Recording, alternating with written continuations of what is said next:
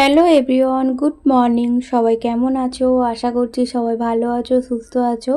আমার নতুন আরও একটি ব্লগে তোমাদেরকে অনেক স্বাগত আর অনেক ভালোবাসা। আজকে হচ্ছে শনিবার, আর এই যে দেখো রান্না বসাবো। কালকে রাত্রির বেলা মটর ডাল ভিজিয়ে রেখেছিলাম। আজকে তো শনিবার, নিরামিষ রান্নাবান্না হবে।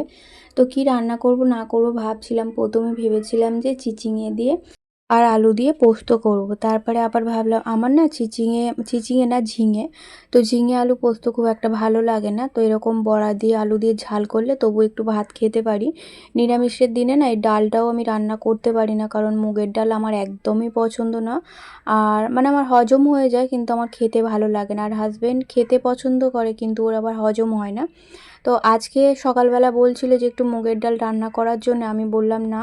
তো এই বড়ার ঝাল করব, তারপরে পেঁপে সেদ্ধ, চিচিঙে সেদ্ধ, চিচিঙে না ঝিঙে সেদ্ধ তো দিয়েছি। ওই দিয়ে আর কি খাওয়ার জন্য বলেছি। কি বলো তো, ও তো খেয়ে নেবে মুখের স্বাদে, তারপরে সন্ধ্যার পর থেকে বলবে আমার এই হচ্ছে ওই হচ্ছে, তখন আবার বেশি ভয় লাগে। তো গ্যাসটা যেন খুবই খারাপ একটা, মানে কি বলবো কী থেকে কি হয়ে যায়। তাই বললাম থাক, খেতে হবে না। তো তাই জন্যেই শুধু বড়ার ঝাল করব আলু দিয়ে। আর ওদিকে তো বললাম ঝিঙে সেদ্ধ দিয়েছি, পেঁপে সেদ্ধ দিয়েছি, আর কিছু রান্না করব না। তো সবজি তো অনেকই আছে, তবে নিরামিষের দিনকে কী আর রান্না করব। তো একটু বেশি কিছু রান্না হলে তবে খেতে ভালো লাগে নিরামিষের দিনকে, কিন্তু এখন আর ভালো লাগছে না করতে। তো আবার দেখুন, আজকে তো সকাল থেকে আমি ভেবেই রেখেছি যে মেয়েকে স্কুলে পাঠাবো না। তো সেরকমভাবেই আর কি বসে বসে আর কি আস্তে ধীরে কাজগুলো করছিলাম, যে স্কুলে হয়তো যাবে না, তাহলে অত তাড়াহুড়ো করে কোনো রকম কাজ করার দরকার নেই। তাও আমার হাজব্যান্ড বলেছিল আজকে তো স্কুলে যাবে না, তুমি বেলায় রান্না বসাবে। তাও আমার মন মানছিল না। তো আমি সকালবেলাতেই রান্নাটা বসিয়ে দিয়েছি। ভাবলাম কি সকালবেলা রান্নাটা করে নিলে তো তারপরে ঘরের কাজগুলো আমি আস্তে আস্তে করতে পারবো একদম নিশ্চিন্তে। ও বাবা! তারপরে আমার মেয়ে ঘুম থেকে উঠে বলছে আজকে স্কুলে যাব, বায়না। ও তো জানো স্কুল কামাই করতে চায় না, মানে আমার কথা শুনবেই না, স্কুলে যাবেই। তো দেখতে পাচ্ছ আমি এত বলছি তো আমার কথা শুনছে না। শেষমেশ এই যে রেডি হওয়ার জন্য ব্যাগপত্র গোছাচ্ছে, মানে রুটিন গোছাচ্ছে। তারপরে চান করতে যাবে, আমি এখন এই বিছানাটা গুছিয়ে নিচ্ছি। তো উঠে পড়লো। উঠে প্রথমে আমাকে জিজ্ঞাসা করতে গেছে যে স্কুলে যাবে কি, আমি বললাম যেতে হবে না। তো তারপরে কোনো রকম আর সাউন্ড করেনি, ও এসে আবার শুয়ে পড়েছে। তারপরে আমি যেই বিছানায় এসে বসলাম তখন ওর মানে কি বলবো মাথাটা কীভাবে আবার ঘুরে গেল আমি বুঝতে পারলাম না। তো তখনই বলছে যে আমি স্কুলে যাব। আমি এত বারণ করছি কোনো কিছুতেই শুনবে না। তো শনিবার কী হয় বলো তো, কোনো রকম ক্লাস করায় না, শুধু পিটি আর ড্রয়িং করায়, আর কিছু হয় না। তাই আমি পাঠাতে চাই না। তো যাই হোক, ও শুনবে না, আমাকে পাঠাতে হবেই, মানে নিয়ে যেতেই হবে। আর আমার হাজব্যান্ড তো একদমই সময় পাচ্ছে না এখন। তো মানে কদিন আমাকে দিয়ে আসতে নিয়ে আসতে মানে সবই করতে হচ্ছে। ঘরে বাইরে সব কাজটাই আমাকে করতে হচ্ছে, মানে হিমশিম খেয়ে যাচ্ছি, এত কাজের চাপ। তো সকালবেলা 7টায় ঘুম থেকে উঠি, তারপরে তো মানে কি বলবো দম ফেলার সময় পায় না। এই মেয়েকে স্কুলে দিয়ে আসা নিয়ে আসা, তারপরে রান্না বান্না সময় মতো ওকে খেতে দেয়া, তারপরে ঘরের কাজ সময় মতো পুজো করা, সব দিকটা একা হাতে সামলাতে গিয়ে আমি নাজেহাল হয়ে যাচ্ছি। তো যাই হোক, এখন আবার শীতের বেলা, ছোটো বেলা, তো তাই আর কি এত কষ্ট হচ্ছে। তো মাঝে মধ্যে হাঁপিয়ে উঠছি, বিরক্তও লেগে যাচ্ছে এত কাজ একসঙ্গে করতে পারছি না বলে। আবার দেখো যখন কাজ নিয়ে চলে আসবো তখন কিন্তু এই কাজটাই আমার 10টার মধ্যে সব কাজ মিটে যায়। এই যে সংসারের এত কাজ, তো সবটাই কিন্তু আমার 10টার মধ্যে মিটে যায়। তারপরে পুজো করি, পুজো করে 11টার মধ্যে আমি কিন্তু কাজে বসে পড়ি। আর এখন যেন কাজ আমার আগাচ্ছেই না।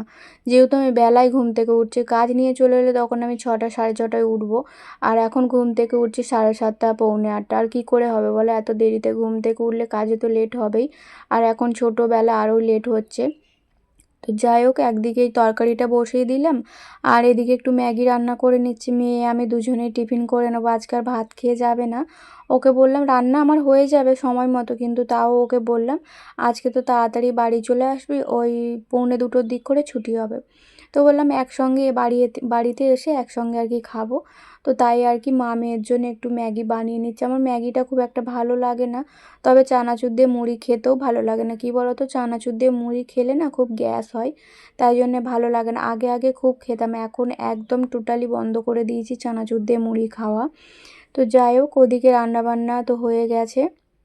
আর রান্নাবান্না হয় না এখনও, মানে বসিয়েছি। তো ম্যাগিটা হয়ে গেছে, ম্যাগি হয়ে যাওয়ার পর কিন্তু টিফিনটা করে নিয়েছি, কারণ আজকে চান করতে পুজো করতে প্রায় 1টা বেজে যাবে, তারপর তো আর টিফিন করা সম্ভব না। তো খিদেও খুব পেয়েছে, তো ভাবলাম নিরামিষ তখন তা খেয়েই নিই।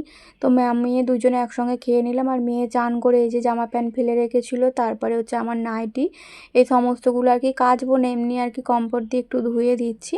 তো ধুয়ে আর রোদ্দুরে মিলে দেবো, আর এখন থেকে না মিললে না তো বেলার দিকে আর শুকনো হতে চায় না, মানে মেঘলা হচ্ছে, রোদ্দুর উঠছে, খুব ভালোভাবে যে রোদ্দুরটা উঠছে সেরকম না। আজকে তো আবার সকাল থেকে একদম মেঘলাই করে আছে, একটু রোদ্দুর বেরোচ্ছে না। সকালবেলা খুব রোদ্দুর বেরিয়েছিল, তবে এখন একটু মেঘলা হয়ে আছে, জানি না শুকনো হবে কি না। তাও একটু সকাল সকাল ধুয়ে দিলে হয়তো হাওয়াতে একটু আধটু শুকনো হয়ে যাবে।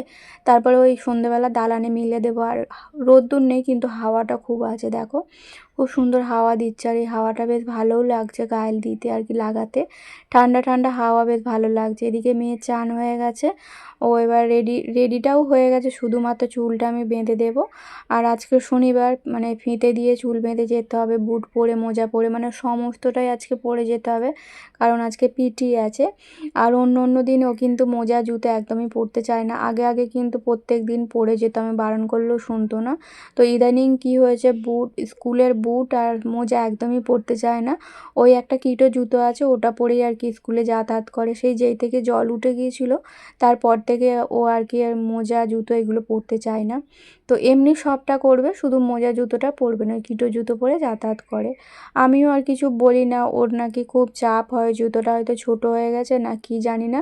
ছোট হয়নি জানো তো, মানে বেলটা না ছিঁড়ে ফেলেছিল আমার মেয়ে, তো জুতোওয়ালা একটা এসেছিলো পাড়াতে, তো ওর থেকে আর কি জুতোটা সারিয়েছিলাম, তো বেলটা এমনভাবে লাগিয়ে দিয়েছে মানে পায়ে পড়লেই আর কি চাপ লাগে, কষ্ট হয়, তাই আর কি পরতে চায় না। তো এদিকে মেয়ের চুলটা বেঁধে দিলাম, ও চুল বাঁধানোর জন্য আর কি দাঁড়িয়েছিল। ওর আর কোনো রকম কাজ নেই এখন, শুধুমাত্র স্কুলের সময় আর কি স্কুলে যাবে। সমস্ত কাজ হয়ে গেছে, আমার এখনও হয়নি। তো গ্যাস ট্যাস পরিষ্কার করতে হবে, রান্নাবান্না সব হয়ে গেছে। আর এখন এই যে গ্যাসটা মুছে নিচ্ছে, এখনও সময় হয়নি, তো আধ ঘন্টার মতো এখনও সময় আছে। তো ভাবলাম এই কাজগুলো একটু গুছিয়ে রেখে যাই, তো নইলে এসে ওই বেলাতে 11টার সময় বাড়িতে ঢুকবো, এসে তারপরে ওই তাড়াহুড়ো করে কাজগুলো করতে হবে। তো 10:30টার সময় আমি বেরিয়ে যাই, তো আমার মেয়ে আবার মানে 10টা 20 বাজবে বেরোনোর জন্য ছটফট করবে, আমি যাই না। তো কি বলো তো, স্কুলের গেট খোলে না, বাইরে গিয়ে দাঁড়িয়ে থাকতে হয় রোদ্দুরের মধ্যে, ভালো লাগে না। তো 10:30টার সময় বেরিয়েছিলাম, আর ওই 11টার সময় ঢুকে পড়েছি, আধ ঘন্টা সময় লাগে যাতায়াত করতে। ও স্কুলে ঢুকে গেলে তারপরে আমি আর কি আসি, নইলে ওই দাঁড়িয়েই থাকি, নইলে তারও আগে চলে আসি, মানে যদি দিয়ে চলে আসি না 11টার আগে আমি ঘরে ঢুকে পড়বো, কিন্তু ওই যে গেট যতক্ষণ না খুলছে ততক্ষণ বাইরে দাঁড়িয়ে থাকি, ওকে ঢুকিয়ে স্কুলের মধ্যে ঢুকিয়ে দিয়ে তারপরে আসি। ওর বাবা আবার স্কুলে ছেড়ে দিয়েই চলে আসে, ওর বাবা অত দাঁড়ায় না, কারণ কাজ থেকে মেয়েকে দিতে যায়, তো ওর আর দাঁড়ানোর সময় থাকে না, অনেক স্টুডেন্টরা থাকে, তাদেরকে তাদের সঙ্গে আর কি ও দাঁড়িয়ে থাকে, অনেক মায়েরাও থাকে, তাই আর কি ভরসা করে দিয়ে চলে আসে। আমার মেয়ে একা একাই ঢুকে পড়ে। যাই হোক, এদিকে দেখো মেয়েকে স্কুলে দিয়ে এসেছি, এসে আর এই যে ঘরের কাজকর্মগুলো করছি। তো এখানে গামলার মধ্যে বাসনগুলো ছিল, সেগুলোই উপর করে দিলাম, দিয়ে আর এই যে দেখো এখন এই বাসনগুলো আর কি মানে স্কুলে যাবার আগে আর কি মেজে রেখেছিলাম, সেটাই এখন গুছিয়ে নিচ্ছি। বেশি বাসন নেই, আজকে যেহেতু শনিবার বেশি বাসন আর কি হয়নি, শনিবারের সেরকম কিছু রান্নাবান্না হয় না, তো তো বেশি বাসনও নোংরা হয় না। আর এমনি দিন দেখবে এত এত বাসন মাজি মানে গামলা ভর্তি হয়ে যায়, যেই জলটা ছিল সেই জলটাই গাছের মধ্যে দিয়ে দিলাম। এখন করে কি হয়েছে বলো তো, গাছে জল দিতে আমার একদমই মনে থাকে না, মানে প্রত্যেক দিন ভাবি যে এবার দেবো এবার দেবো, মানে এবেলা দেবো ওবেলা দেবো, এই করতে করতে প্রত্যেকটা দিন ভুলে যাই, মনেই থাকে না। আর গাছগুলো না জল পেলে তো নষ্টই হয়ে যাবে। তো একদিন দেখছি মাটিগুলো একদম পুরো শুকনো হয়ে গেছে, তো আবার তাড়াতাড়ি করে গাছে জল দিলাম। তো পরশু দিনে দিয়েছিলাম, আজকে ওই জলটা একটুখানি দিয়ে দিলাম, আবার 2 দিন পর দেব। আর এখানে এই যে বালতিটা খালি করার জন্য দেখছিলাম কোন জামা প্যান্টগুলো মেয়ে আর পরে না, কোনগুলো ছোট হয়ে গেছে, সেগুলোই আর কি বেছে বেছে বার করাচ্ছিলাম। তো যেগুলো একবারে বাতিল হয়ে গেছে, মানে ভালো ছোট হয়ে গেছে, মেয়ের আর হয় না, সেগুলোই আর কি আলাদা করে বার করে রাখছিলাম, কারণ একটা আমাকে খালি করতেই হবে। ওই যে মুদিখানার দোকানে জিনিসপত্র রাখার জন্য একটা খালি করতে হবে। তো দোকানে জিনিস রাখার জন্য একটা তো ড্রাম কিনেছিলাম, কিন্তু ড্রামটা ওই যে বাজে প্লাস্টিকের গন্ধ ছাড়ছে, এত জল রাখছি তাও গন্ধ যাচ্ছে না, তাই জন্যে এই ব্যবস্থা করছি। ওই ড্রামটায় যেমন জল আছে জল থাক, আর এই যে বালতিটা দেখতে পাচ্ছ, এই বালতিটা মাসিমণিদের ওখান থেকে কিনে এনেছিলাম। তো আমার মা এনেছিল, আমি পয়সা দিয়ে এসেছিলাম, মা যখন আমার বাড়ি এসেছিলো তখন আর কি কিনে এনেছিল, 100 টাকা দাম নিয়েছিল। তো বালতিটা খুব ভালো। তো এর মধ্যেই আর কি মুদিখানা দোকানের জিনিসপত্র রাখবো। আর যেই সব জামাগুলো ছোট হয়ে গেছে এখন এই প্লাস্টিকে আপাতত রাখছি, পরে গিয়ে ফেলে দিয়ে আসবো। আর যেগুলো দেখো নতুন জামা প্যান্ট মানে আলমারি রাখার দরকার, সেগুলো আর কি আমি ভুলবশত এই যে এই মানে ডামের মধ্যে ঢুকিয়ে রেখেছিলাম। এখন আপাতত বিছানায় রেখে এলাম, তো পরে চান টান করে আর কি আলমারির মধ্যে ঢুকিয়ে দেব। আর এই যে দেখো মুদিখানা দোকানে এনেছে, তো আমার হাজবেন্ড সকালবেলা বেরিয়েছিল, তো ব্যাগ নিয়ে যেতে ভুলে গিয়েছিল। তো এগুলো কালকে এনেছিল, ব্যাগ নিয়ে যায়নি, তো এই বস্তায় করে সমস্ত জিনিসটা এনেছে। তো সব রকম আর কি আনা হয়নি, যেগুলো আর কি শেষ হয়ে গেছে। আমাদের তো সপ্তাহের দোকান করে, তবে মাঝে মধ্যে কিন্তু 2 সপ্তাহ হয়ে যায়, দোকান করতে হয় না। তো একটু বুঝে শুনে চালালে না, একটু হিসাব করে চালালে দেখবে মানে 1 সপ্তাহের দোকান তুললে মাঝে মধ্যে 2 সপ্তাহ হয়ে যায়, আমাদের হয়ে যায়, জানি না কার কী হয়। আমি আর কি এইভাবেই করি। এই যে দোকানে মাল তুললাম, তো এখনও 1 সপ্তাহের বেশি হয়ে যাবে এইসব মাল যে আছে। মাঝে মধ্যে আর কি ময়দাটা আটাটা শেষ হয়ে যায়, ওটাই আনতে হয়, বাকি জিনিসপত্র কিন্তু আমার 2 সপ্তাহ করে হয়ে যায়। তো কারণ কি বলো তো, আমার হাজব্যান্ড যখন আনে 1 সপ্তাহ আনতে বলে, কিন্তু ও তাও এক্সট্রা করে একটু আধটু এনে রাখে, যাতে আর কি মাঝখানে না শেষ হয়ে যায়। তো ওই এক্সট্রা জিনিসটাই আর কি গুছিয়ে গুছিয়ে রাখতে রাখতে দেখবে আরও 1 সপ্তাহ চলে যায়। তো যাই হোক, এই যে আলমারির ওপরগুলো সেই পুজোর সময় পরিষ্কার করা হয়েছিল, তো দেখছিলাম মাকড়সার জাল হয়ে গেছে। তো প্রত্যেক দিন ভাবছিলাম পরিষ্কার করব, কিন্তু সময় হয়ে উঠছিল না। তো আজকে শনিবার, রান্নারও তাড়াতাড়ি হয়ে গেছে, তো ভাবলাম এগুলো আগে করে নিই, তারপরে হচ্ছে ঘর দালান পরিষ্কার করব। এখনও পর্যন্ত ঘর দালান ঝাড়ু দেওয়া মোছা কিছুই হয়নি, তো এইগুলো পরিষ্কার করব বলেই করিনি, কারণ এইগুলো পরিষ্কার করতে গেলে আবার নোংরা হবে, আর পাখাটাও করতে হবে। তো কালকে না পরশুদিনে বিছানার চাদরটা চেঞ্জ করেছিলাম, তো ওই দিন আমার হাজব্যান্ড বলেছিল যে পাখাটা একটু মুছে দিতে, আমার আর খেয়াল নেই। তারপরের দিনও বললো, তারপরের দিনও আমার ঠিক মতো মনে ছিল না। তো আজকে একদম মনে করে করে রেখে দিয়েছি, যে এই কাজ করছি আমি কিন্তু মনে রেখে দিয়েছি যে এগুলো হয়ে গেলে আমাকে পাখাটা পরিষ্কার করতে হবে। তো এই আলমারির ওপরটাও একটু পরিষ্কার করে নিলাম, কাপড়গুলোতে ধুলো পড়েছিল, তো নামিয়ে পরিষ্কার করলে একটু ভালো হতো। তবে হাতে এখন অত সময় নেই যে পুরোপুরি একদম ডিপ ক্লিন করব, তাই ওপর ওপর একটু করে নিলাম। নিয়ে আর এই যে ধুলো ঝেড়েছি যেহেতু আলমারিতেও পড়েছে, তো আলমারিগুলো একটু হালকা করে মুছে নিলাম। নিয়ে তারপরে ওই পাখাটা পরিষ্কার করব। পাখাটা কি বলো তো, সাদা কালারের পাখা, তো একটুতেই আর কি বেশি নোংরা হয়, ভালো বোঝা যায় নোংরা হলে। আর এই যে দেখো একদম কালো হয়ে গেছে, ঝুল হয়ে গেছে, তো সামান্যই পড়েছে কিন্তু তাতেও দেখতে বাজে লাগছে। আর এই সাদা পাখা না প্রতি সপ্তাহে পরিষ্কার করলে তো একবার মানে কি বলবো, যদি জমে যায় তো এগুলোকে আর তোলা যাবে না, অসুবিধা হবে, তাই একদম প্রতি সপ্তাহে পাখাটা আমাকে মুছতে হয়। আমি না করলেও আমার হাজবেন্ড কিন্তু প্রতি সপ্তাহে পাখাটাকে পরিষ্কার করে। তো আগের যে পাখাটা ছিল অত পরিষ্কার করতাম না, ওই মাঝে সাঝে করতাম, কিন্তু এই পাখাটা নেওয়ার থেকে আমাকে এইটা প্রতি সপ্তাহে করতে হয়।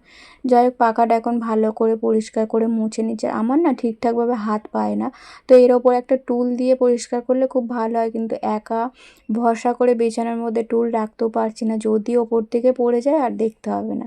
তাই আর কি কোনো রকম কষ্ট করে আর কি পরিষ্কার করে নিলাম। আর কালকে ওদিকের জানালাটা পরিষ্কার করেছিলাম, সেটা তোমাদের সঙ্গে শেয়ার করিনি, মানে ওই যে দালানের জানালাটা। তো এটার পরিষ্কার করা হয়নি, সময় হয় না বলে, তাই এটা আজকে পরিষ্কার করে নিলাম। নিয়ে আর এখন সব ঝাড়াঝুড়ি হয়ে গেছে, তারপরে এই যে ঘর দালানটা এখন ভালো করে ঝাড়ু দিয়ে নেব। ঘরটা ঝাড়ু দেওয়া হয়ে গেছে, রান্নাঘরটাও হয়ে গেছে, এখন শুধুমাত্র দালানটা ঝাড়ু দিলে হয়ে যাবে। আর রান্নাবান্নাগুলো এখন আপাতত বাইরে রেখেছি, তারপরে ওই ঘরটা মোছা হয়ে গেলে মেয়েকে যখন আনতে যাব তখন আর কি ঘরের মধ্যে ঢুকিয়ে রেখে যাব। কি বলো তো, নইলে আবার বিড়ালের উৎপাত, জানোই তো, মানে দুপুরবেলা খেতে বসবো তখন দেখবো যে বিড়ালে মুখ দিয়েছে কিংবা ছড়িয়ে ছিটিয়ে রেখেছে, তো সেই ভয়ে আর কি খাবার দাবারটা এখন ঘরেই রাখতে হয়। ঠিক আগে আগে টেবিলে রাখতাম, তখন এত বিড়ালের উৎপাত ছিল না। এখন যেভাবে আর কি বিড়াল মানে জ্বালায় আমাকে, তাই সব সময় খাবার দাবার বলো, যে কোনো জিনিস বলো, এই টিপটাপ করে আর কি গুছিয়ে আমাকে রাখতে হয়, সাবধানে রাখতে হয়। তো যাই হোক, ঘর দালান ঝাড়ু দিয়ে এখন এই যে ঘরটা ভালো করে মুছে নিলাম। তো এরপর দালানটা মুছবো, তারপরে হচ্ছে এই যে চান টান করে পুজো করে আর চলে এসেছি। এই যে এখনও পর্যন্ত আমি মানে সিঁদুরও পরিনি, মুখে কিছু মাখিও নি। আগে ভাবলাম না, এই যে নতুন যে জামাগুলো আছে সেগুলোতে আলমারিতে তুলে দিই। তারপরে একটা ন্যাপথলির প্যাকেট কিনেছিলাম কোন জন্মে, তো সেটা আর দেওয়া আর হচ্ছে না, জানো তো আলমারির মধ্যে তোলা থাকে, একদমই খেয়াল থাকে না। তো আজকে দেবো। তো বন্ধুরা চলো, আজকের ব্লগটা এই পর্যন্তই, টাটা।